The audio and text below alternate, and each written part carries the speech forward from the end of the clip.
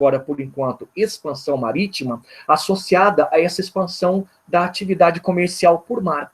Tá ok? Agora, o legal de vocês observarem o termo expansão marítima, e muitos devem ter, na verdade, lembrado de grandes navegações, é que o termo grandes navegações completa a expansão marítima. Como assim? Para que houvesse maior fluxo comercial entre a Europa e o Oriente, os mares e oceanos foram utilizados. Ponto. Isso é óbvio. Só que, galera, foi feito isso com grandes partes de nações que estavam se potencializando na época. Não é só Portugal. Portugal foi a primeira nação. Mas depois de Portugal, a Espanha foi para a expansão marítima, a Inglaterra foi, a França foi, a Holanda foi. Então, temos grandes navegações, eles, na verdade, estão explicando que a expansão marítima, ela contou com boa parte da participação de potências europeias. Então, por isso o termo grande. Mas, no fundo, é a mesma coisa. Grandes navegações e expansão marítima foi o seguinte, foi um momento entre o século XV e o século XVII em que a Europa utilizou o mar/oceano para transformar a atividade capitalista numa atividade consolidada. Porém, para onde? Para onde eles foram? Eles foram para o Oriente. E é detalhe interessante perceber que a ida para o Oriente era a ida para buscar a coisa mais importante para o comércio europeu, especiarias. E aí vai a primeira nota de rodapé da aula. Tchutchucos, especiarias. Todo mundo sabe o que é? Se eu perguntar numa prova ou se aparecer num vestibular, todo mundo saberia responder o que são especiarias? Pimenta do reino, isso. Coisas.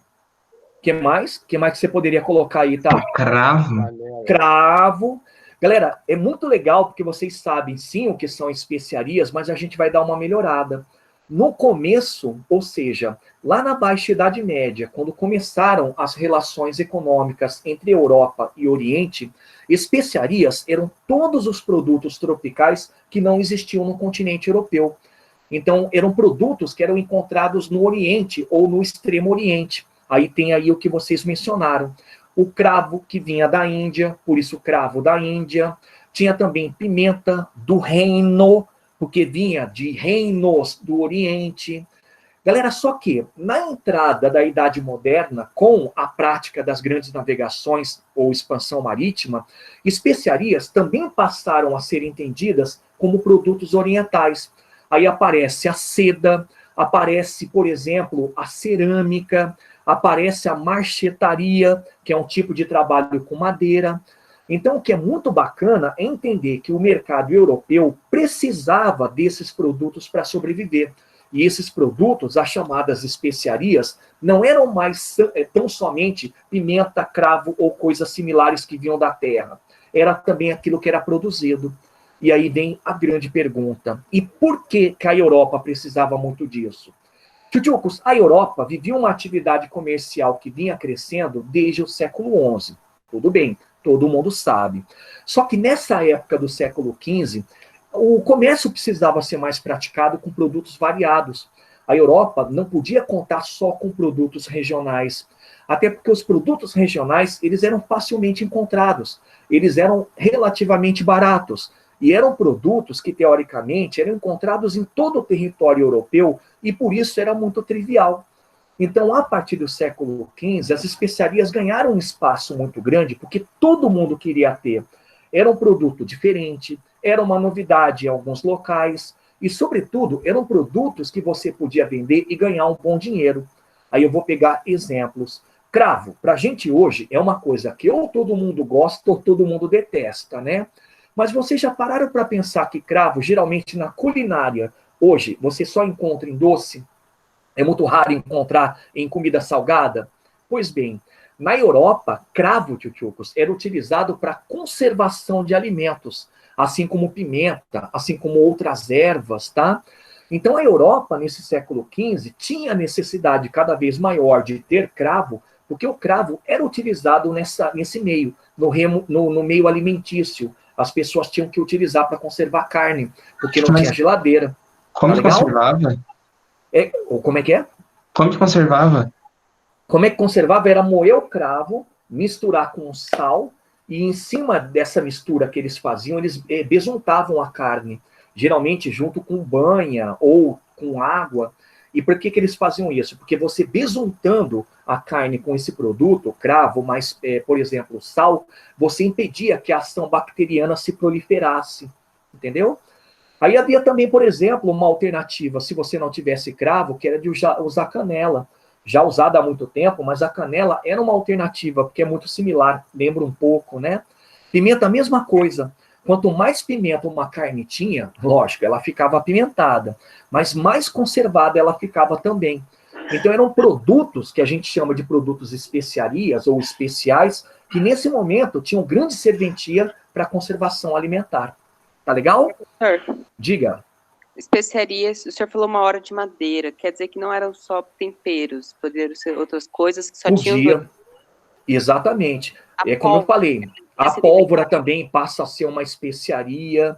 É que nesse século XV, o termo especiaria ele passa a ser aplicado a tudo que vinha do Oriente, desde os produtos tropicais, que originalmente eram as especiarias lá na Baixa Idade Média, até produtos fabricados, como pólvora, trabalho em madeira, cerâmica, tá? Entendi. Então virou um termo genérico, entenderam?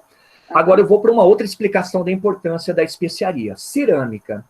Galera, a cerâmica hoje, se vocês forem para casas de avós ou casas de pessoas que tenham mais grana, vocês vão identificar que servem para decoração, né? Ou até mesmo para sinônimo de status. Nessa época, a cerâmica era muito importante para você envasar líquidos ou até mesmo alguns alimentos. O exemplo de um alimento que era envasado, era colocado em cerâmica, era a azeitona. Então, nessa época, era muito importante algumas regiões terem cerâmica.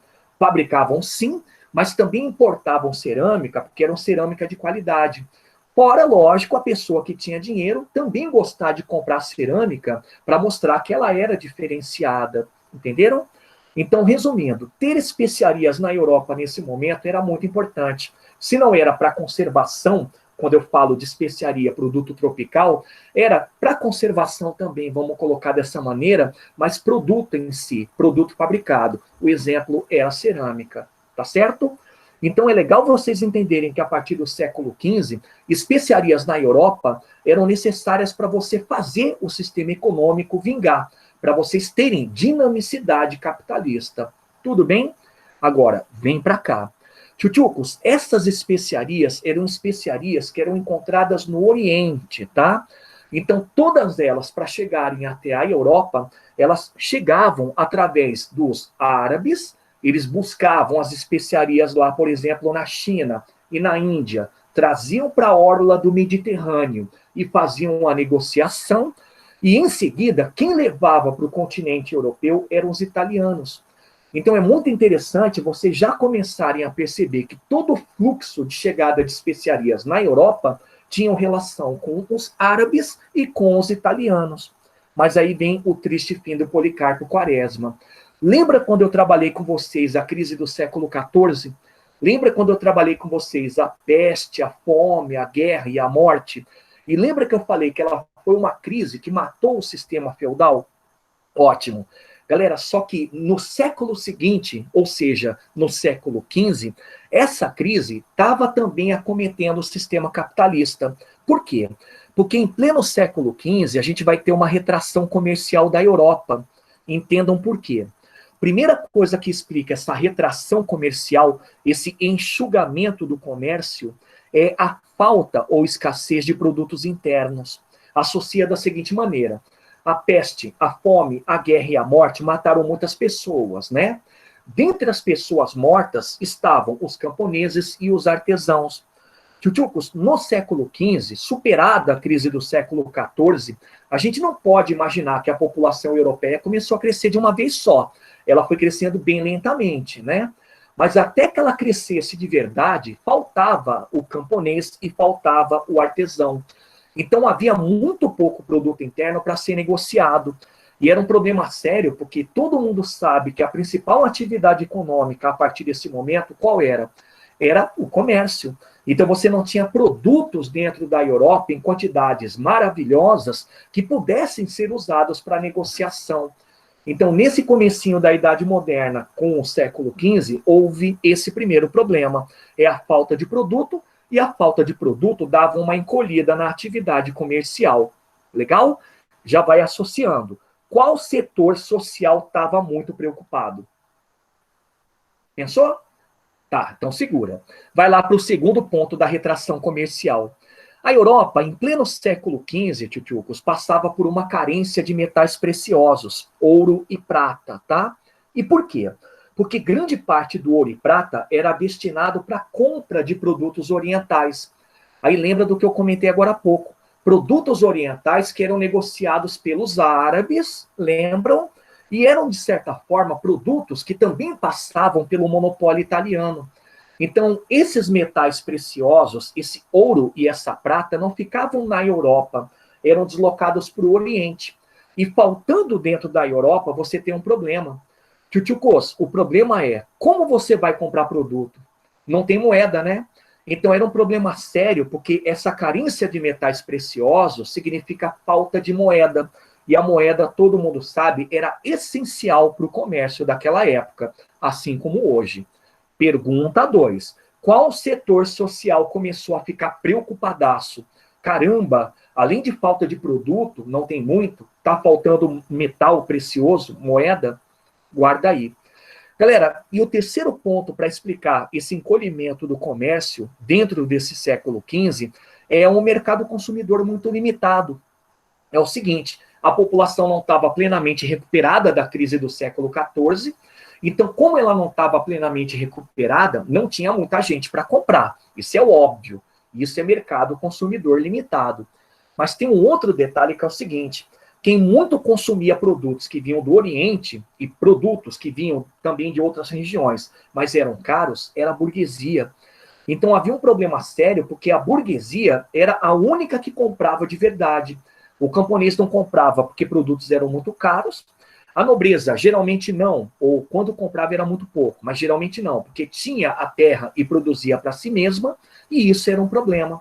Porque mercado consumidor limitado significa que produtos, mesmo que poucos, não eram muito negociados, e o detalhe importante, faltava dinheiro para quem?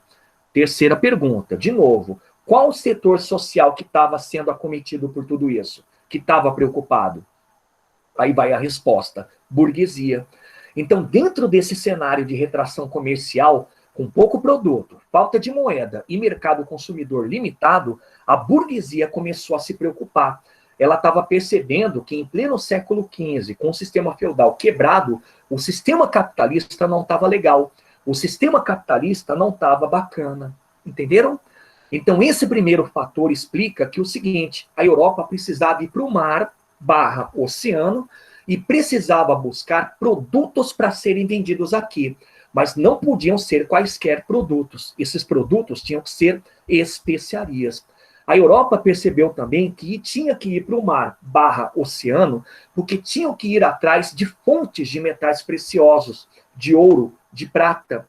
E detalhe, a Europa também começou a perceber que tinha que ir para o mar, porque era necessário encontrar alguns mercados consumidores. Entenderam? Então, esse é o primeiro fator que explica por que aconteceu o que a gente chama de grandes navegações. Mas atenção, o que está pior fica muito pior. Dá uma olhada nesse segundo fator aqui, tio Cos.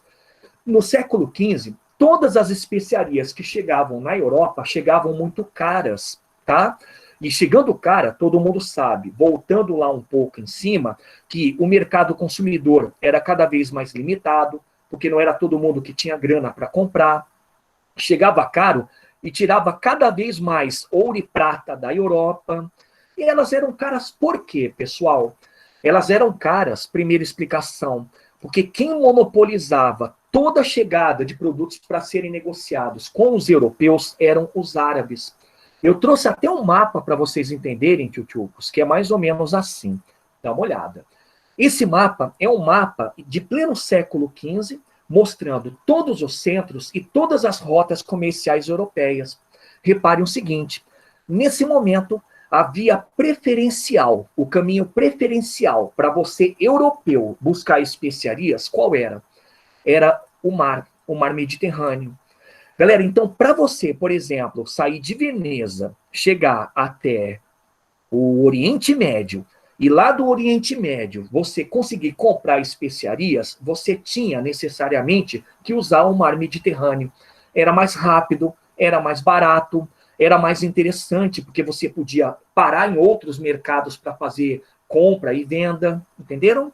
Só que quando se chegava até essa região do Oriente Médio, tchutchucos, todos os produtos que vinham de lá, da Índia, opa, que vinham, por exemplo, de lá da China, opa, e vinham também, por exemplo, do extremo norte ali da Rússia, chegavam aqui, mas quem é que trazia até esse local? Eram os árabes. Molecada, e os árabes, quando faziam esse monopólio, eles, creiam, cobravam muito caro.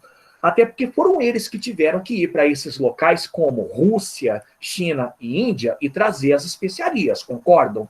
Então eles eram atravessadores. Então a especiaria chegando aqui no Oriente Médio, ela já chegava muito cara, tá certo? Agora vamos à segunda parte do encarecimento. O veneziano, vamos colocar italiano, tá? Chegou aqui, comprou as especiarias de um atravessador árabe e vai levar lá para a Europa para revender. Tchutchucos, quando ele vai para a Europa para revender, o que ele faz com o valor? Ele aumenta mais ainda. Por quê? Porque ele precisa de lucro. Ele precisa ter dinheiro. E aí é que deu-se o problema. Mal sabe o pobre coitado que ao jogar esse produto caro ao quadrado no mercado, não é todo mundo que vai comprar. Mal sabe esse pobre coitado que quando chegou aqui, ele usou dinheiro que estava na Europa para comprar esse produto caro. E aí ele vai sentir falta da moeda em circulação. E mal sabe esse pobre coitado, tchutchucos, diga. Eu não entendi muito bem o primeiro fator de encarecimento. Vou voltar lá. Porque era difícil chegar? Mas vamos lá. Vou ficar aqui no mapa para não ter que voltar. O primeiro fator para o encarecimento, deixa eu apagar tudo aqui, está relacionado a esse mapa aqui, ó. Geralmente, para você trazer especiarias para a Europa, você usava o mar Mediterrâneo. Tá vendo aqui? Acompanhou? Por quê? Porque navegar pelo mar Mediterrâneo era mais fácil, era mais cômodo, era mais tranquilo. E outra, era muito mais barato. Então, se você minimamente tivesse um barco e tivesse marinheiros, você poderia navegar por esse mar Mediterrâneo, poderia chegar até aqui, que é o Oriente Médio, e do Oriente Médio você podia trazer especiarias para revender. Tá legal? Ponto. Agora vem para cá. Eu usei o caso de Veneza, é uma cidade italiana, e falei para você que Veneza, quando vinha até o território hoje do Oriente Médio, ele vinha para cá, a cidade vinha para cá, os comerciantes vinham para lá para negociar especiarias, né? Só que eles não compravam direto da fonte, eles compravam dos árabes, tá legal? Por quê?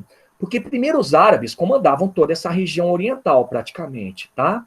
E segundo, porque eles eram os comerciantes que traziam as especiarias das fontes, traziam lá do norte da Rússia, traziam da Índia e traziam também da China, entenderam? Então, o que vai acontecer é que quando o veneziano ou o italiano vai comprar a especiaria, ela já está cara. Ela está cara porque o árabe que teve que buscar esses produtos já colocou um valor em cima, entendeu? Então, essa é a primeira explicação para o encarecimento da especiaria. O árabe monopolizava. Os produtos do Oriente tinham que passar pela mão desses caras para depois chegarem até o continente europeu. Certo? Conseguiu pegar? Sim, valeu. Legal. Agora a gente vai para a segunda, depois eu volto no slide, vou ficar aqui de novo. A segunda explicação para o encarecimento, tchutchucos, é que quando o italiano pegava o produto do árabe, já caro, ele trazia para a Europa e precisava de lucro. Então ele colocava um valor a mais também.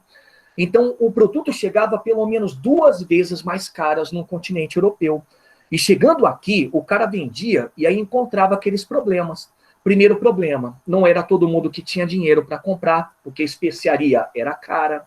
Segundo problema, não tinha muita moeda em circulação, porque a moeda ele gastou, assim como outros grandes comerciantes, para comprar a especiaria ali no Oriente Médio. E o terceiro problema é que ele vendia esse produto, tchutchucos, e muitos, de certa forma, acabavam comprando quando tinham condições de pequena quantidade. Tá legal? Então agora eu vou voltar no slide. Tchutchucos, essa segunda explicação é a explicação que vocês vão circular sempre, que é a intermediação. Quem fazia a intermediação da especiaria de lá do Oriente com a Europa eram os italianos. E os italianos, como eu disse lá no mapa, acabavam encarecendo a especiaria pela segunda vez. Entenderam? Então, tchutchucos, esse segundo fator que explica grandes navegações ou expansão marítima, explica o seguinte: a Europa precisava ir para o mar para buscar a especiaria direto da fonte, sem passar pela mão dos árabes e sem passar pela mão dos italianos. Aí eu coloco a nota de rodapé. Já perceberam que os primeiros navegadores não foram, quando eu falo de grandes navegações, os italianos, foram, por exemplo, os portugueses? Porque os portugueses não entravam nessa jogada de facilitação. Os portugueses pegavam o produto da especiaria caro, o português já sentia falta de metal precioso, o português tinha a necessidade de ter a negociação para acontecer. Então, isso demonstra, tchutchucos, que a expansão marítima ela tinha que ser feita por nações que estavam sentindo na pele o produto especiaria caro e, ao mesmo tempo, aquele encolhimento do comércio. Entenderam? Então, agora eu vou resumir. Tchutchucos, os dois primeiros fatores que eu estou explicando para vocês, que mostram o porquê da expansão marítima ter acontecido, é, na verdade, chamado crise do século XV, tá? Traduzindo, é uma crise conhecida pelo nome de crescimento. A Europa está crescendo em relação ao século XIV, mas não está bem. Por quê? Porque o comércio está encolhendo e porque o principal produto negociado na Europa, leia-se especiarias, está muito caro. Entenderam? Tchutchucos, então a crise do século XV vai falar, gente, precisamos ir para o mar. Europeus, nós precisamos, tirando o italiano, você não, Itália, chegar até o Extremo Oriente, até a fonte das especiarias e trazê-las para serem vendidas aqui para ganharmos dinheiro. Tá certo? Então vamos avançar. Tchutchucos, terceiro fator que explica grandes navegações, expansão marítima, já sabem, é o fortalecimento das monarquias nacionais. Tchutchucos, lá atrás, lá na apostila 2, eu trabalhei com vocês a formação das monarquias dentro da Europa e disse o seguinte: as monarquias europeias elas se formaram na Baixa Idade Média e se formaram porque os reis perceberam que os senhores feudais estavam enfraquecidos e eles podiam centralizar o poder. Só que eu disse também assim: o rei tinha que ter o apoio de um setor social. Adivinha qual era o setor social que estava apoiando a formação das monarquias? A burguesia. Galera, então nascem os primeiros países nessa aliança do rei com a burguesia, só que vocês perceberam que as monarquias, nesse momento do século XV, elas não passavam por uma boa situação econômica? Por quê? Porque você tem a retração comercial, porque você tem os produtos chamados especiarias, que eram muito caros, e isso não era legal, porque os reis precisavam de muito dinheiro para fazer os estados funcionarem, para fazer os seus países funcionarem. E os reis precisavam de grana para quê? Para custear exército, para custear privilégio da nobreza, para custear também a si mesmos, entenderam? Então, nesse momento, os reis, as monarquias nacionais, começaram a financiar o projeto de grandes navegações. Aí já vai linkando com a aula de ontem. Qual foi o primeiro rei a perceber que era necessário ir para o mar para melhorar a situação econômica do seu país? O rei de Portugal, entenderam? Galera, então as monarquias, elas vão ser fatores também para a expansão marítima, porque elas entram, peço para vocês colocarem, eu vou abreviar, como financiadoras, tá legal? Junto a alguns burgueses, o Estado era financiador. O Estado precisava melhorar a economia europeia para que eles melhorassem e para que eles tivessem dinheiro para se manter. Tá bom? E aí vai o último fator. Galera, o último fator nesse século XV que explica o porquê da expansão marítima ter acontecido eram os interesses, tá? O primeiro interesse, vocês já sabem, é o interesse do rei e da burguesia. O rei precisa de dinheiro e burguesia também. Tchutchuco, só que a grande navegação que está começando a surgir era interessante também para a nobreza. Vamos lembrar por quê? Porque nobre, tchutchucos, é o cara que vive da terra. Ele vive de colher os frutos da terra. Ele vive daquilo que ele produz. Naquele momento, na Europa daquele momento, eu posso falar que todos os nobres tinham terra? Não. Vocês até escutaram da minha boca ontem. Existem nobres que não eram primogênitos e obrigatoriamente eram aqueles que não tinham terra. Eles tinham que se virar com outras atividades, como, por exemplo, a atividade mercenária. Então, esses nobres que não tinham terras, eles começaram a perceber que financiar grandes navegações ou participar das grandes navegações era também a possibilidade de ter terra. Agora, pega pelo que tem terra, o nobre que tem terra. Ele tem lá a sua terra, mas a terra está produzindo bastante. Lembra que a gente já observou sempre que a Europa não tem um bom solo e um bom clima? Então, galera, até mesmo nobres que tinham terras perceberam que ter mais era ampliar a produção. Era, por exemplo, não passar por situações de calamidade. Então, a gente vai perceber que a expansão marítima conta com o apoio e financiamento de alguns nobres, porque os nobres precisam de terra. Entenderam? Agora, olha para esse tipo aqui, ó. Igreja.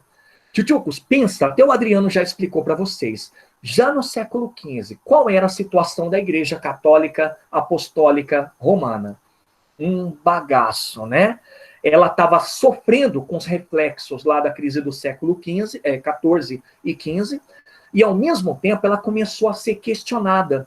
Eu tenho certeza que o Adriano explicou para vocês os precursores do movimento da reforma e contra-reforma, né? Então, esses caras que eram precursores, que deram os elementos para que Lutero e Calvino criassem o movimento reformista, em pleno século XIV e XV, estavam questionando a Igreja Católica.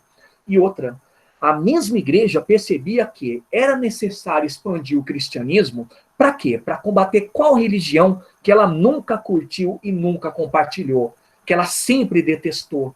O Islã.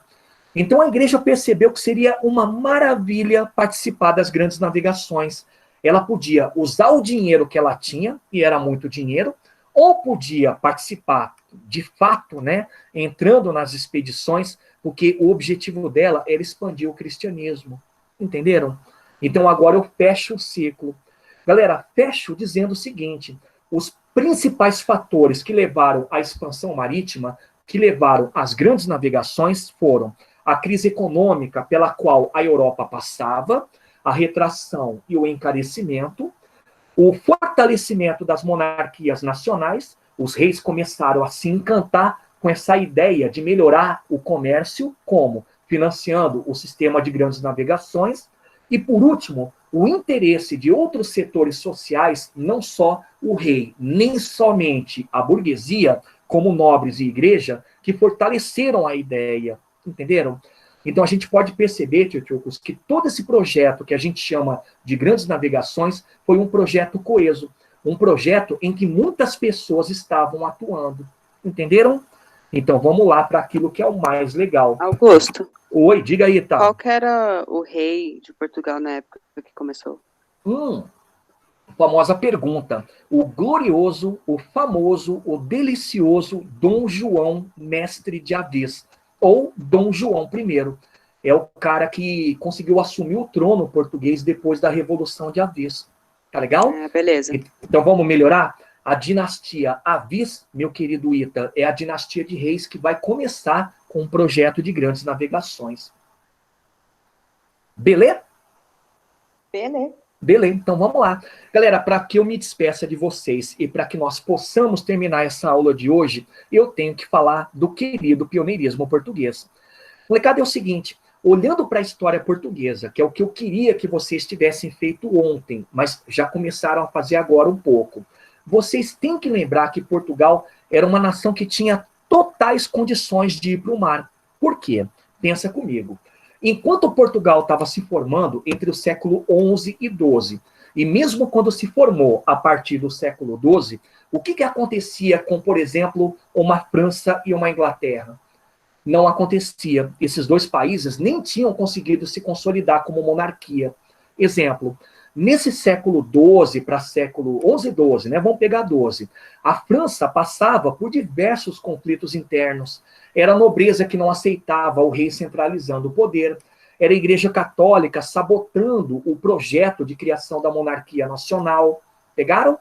Na Inglaterra, você olha para a Inglaterra e percebe que lá não existe país Inglaterra ainda, porque o rei era totalmente detonado pela nobreza. Basta lembrar, por exemplo, do João Sem Terra, aquele rei que não tinha como governar, porque os poderes eram limitados. Olha para o Sacro Império. O Sacro Império nem um país era. O Sacro Império era um conjunto de pequenos países dentro de um mesmo. Tinha um imperador que comandava, mas esse imperador, de fato, não tinha poder, porque ele tinha que sempre baixar a cabeça para a Igreja Católica.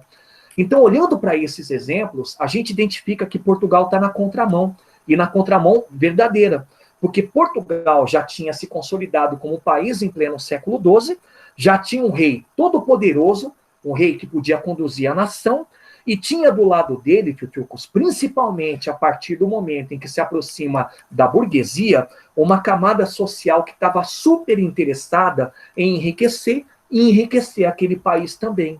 Entenderam? Então, isso mostra o exemplo de uma Portugal, politicamente falando, que estava preparada para financiar grandes navegações. Quer um outro exemplo? Daqui a pouco a gente vai partir para o slide. Portugal, localização. Portugal fica no meio da Europa? Não. Portugal fica no norte da Europa? Também não. Portugal fica no sul da Europa? Menos ainda. Aonde fica Portugal? Portugal fica a Ibérica, Tchutchucos, que é exatamente o que vocês, em termos de localização, vão entender que é a esquerda da Europa, é a parte oeste. Galera, e tendo essa parte oeste, muito mar e muito oceano, perceberam que Portugal estava perfeita em termos de localidade? Uau! Agora, um último exemplo, para a gente partir para o slide. Coroa portuguesa tinha apoio de quem? Instituição religiosa, e essa instituição estava super entusiasmada com o projeto de grandes navegações. Igreja. Molecada, são só alguns exemplos, tá? Mas eu estou contando isso para falar. Portugal era o único país que existia plenamente condicionado para praticar grandes navegações. E agora a gente vai para o esmiuçar. Dá uma olhada aqui. Galera, a primeira explicação para Portugal ter sido a primeira nação a ir para o mar é a posição geográfica. Olhando no mapa, rapidão, Portugal, o que tem de mais famoso, Tchutchucos, é ficando na ponta da Europa, ter acesso tanto ao Oceano Atlântico como ao Mar Mediterrâneo. Então era uma posição geográfica que nenhum outro país tinha. Porque se o país ficasse só ligado ao Mediterrâneo, ele ficava preso ao quê? Ele ficava preso aos atravessadores italianos e também preso aos árabes, né? Se o país tivesse só saída para o Oceano Atlântico, ele teria um problema também, porque ele teria um problema de ter que dar de cara, por exemplo, com as adversidades de algumas regiões e tinha que percorrer um bom caminho para chegar até o Mediterrâneo. Agora, Portugal, Tchutchucos, não tinha esse problema. Portugal ficava exatamente entre os dois locais de fluxo comercial, o Atlântico e o Mediterrâneo. Entenderam? Então, essa é a primeira explicação para falar para vocês que Portugal tinha como sair rapidão para o mar, ou tinha como sair rapidão para o oceano. E tanto um quanto o outro, mar ou oceano, para praticar grandes navegações. Joia? Segunda explicação, dá uma olhada aqui, ó, experiência naval. Vocês vão lembrar da aula de ontem. Em que ponto vocês perceberam que Portugal tinha experiência com o mar? Tá aqui, ó, pesca. Eu falei para vocês que a dinastia Borgonha, por exemplo, ela percebia que o comércio português não podia ficar só no trivial, na agricultura, tinha que ter pesca. E de tanto que os portugueses pescavam, eles manjavam muito o que era navegação. E, inclusive, já sabiam até construir caravelas. E todo mundo sabe que as caravelas são as embarcações do quê? Das grandes navegações. Agora, tem esse segundo exemplo de experiência naval, comércio marítimo. Volta no mapa rapidão. Tchutchucos, Portugal, eu não falei para vocês que era um entreposto entre o sul da Europa e o norte da Europa? Então era interessante perceber que a coroa portuguesa até financiava esse papo de Portugal ser um entreposto. E nesse financiamento, você tinha também um incentivo à construção naval, porque a coroa portuguesa começou a se entusiasmar também em praticar relações comerciais. Mas que é o melhor?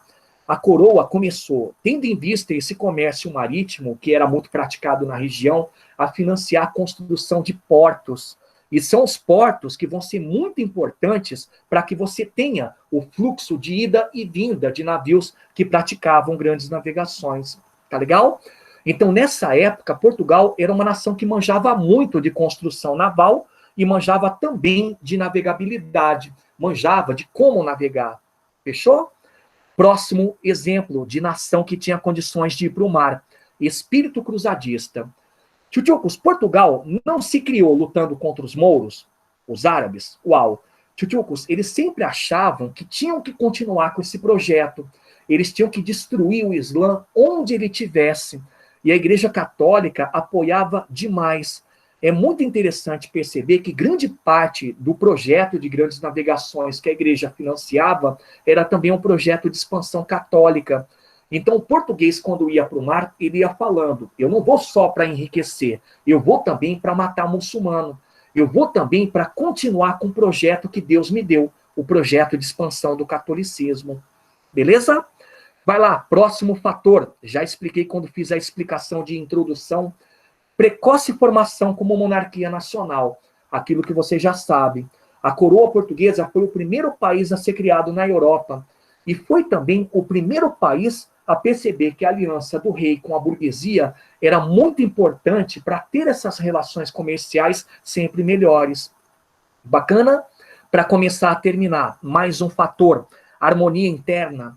Reparem que quando vocês estudam França e Inglaterra desse período, vocês estudam um monte de conflitos internos deles, né? Por exemplo, a Inglaterra teve lá não só a Guerra dos 100 Anos, mas também a Guerra das Duas Rosas. Tchutchucos, muitos países passavam por crise o tempo todo. Agora, Portugal não. Portugal, desde a Revolução de Avis, só tinha harmonia. Por quê? Porque grande parte dessa harmonia tem a ver dessa relação que eu comentei quando falei da formação dela como nação. O Estado sempre estava pau a pau com a burguesia. Era sempre uma ação conjunta para o melhor do país. Então era muito difícil você falar de brigas internas, o que abria espaço para sempre ter dinheiro, ter disponibilidade de dinheiro para financiar projetos como esse de grandes navegações. E para finalizar, para a gente partir para o almoço, Tchutchucos, último fator. Portugal tinha uma espécie de uma escola chamada Escola de Sagres. Não era uma escola como vocês conhecem, um referencial.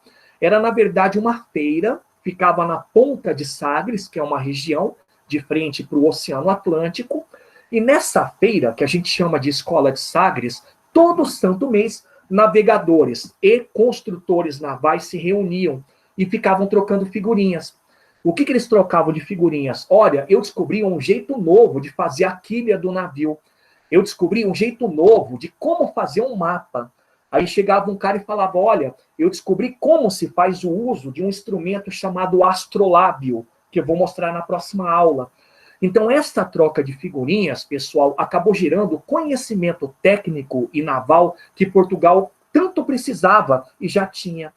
Então, é legal porque o próprio rei, naquela época, o rei Dom Fernando, incentivava muito essas discussões, incentivava muito que as pessoas que tivessem conhecimento naval fossem para lá e ficassem apresentando as novidades.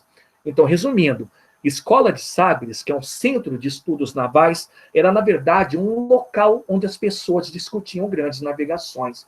Tudo bem? Então, é isso aí. Tchutchucos, obrigado pela grande paciência de vocês. Um beijão, tô com saudades. Começou. Bom almoço e até a próxima. Diga. Quero resolver essa parada aí. Qual foi?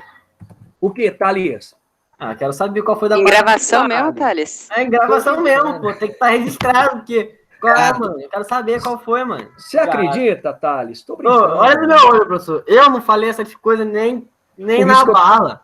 Por isso que eu tô falei brincando. Por isso que eu tô brincando. Vai, eu já Fica tava me tranquilo. sacaneando. Meu WhatsApp tá travado até, pô. Me chamando de Não, gado, fica tá? tranquilo. Eu fiz isso porque, como você estava conversando comigo, eu queria puxar a conversa. Ah, sim, claro. Ah, Vai com. Toda brincadeira vai com tem um Deus. fundo de verdade. Cuidado.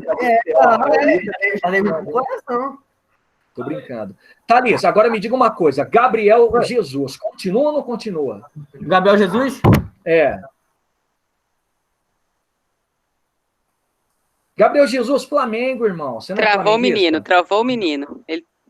Jorge Jesus foi embora. Não, Jorge foi, mas e o Gabriel? Gabriel não vai- Jesus. não veio nada. Não fica, né? Vamos torcer, né, irmão? Vamos Tchau, lá. professor. Tchau, tchau, gente. Beijos pra Vamos. vocês. Ó, coloquem os nomes Falou, pra professor, vocês falou. também. Abraço, abraço. Adeus. Bom final de Tchau, semana. gente. Tchau, tchau. Beijos. Ô, professor, Oi. você tentou entrar na aula do Xuxa hoje? Como é que é, Bruno? Você tentou entrar na aula do Xuxa hoje? Ô, bicho, que horas que ele dá aula hoje? Não, foi você que tentou, é porque... teve- Ah, foi. Era a aula Foi? dele? Eu não sabia. Eu Era. entrei sem querer. Era a aula da minha esposa. Mas ele Ah, percebeu? Percebeu, aham. Ah, não, foi sem querer. Mas manda um abração pra ele da próxima vez. Beleza. Beleza? Abração, Beleza, Brunão. falou. Até mais, até a É. próxima.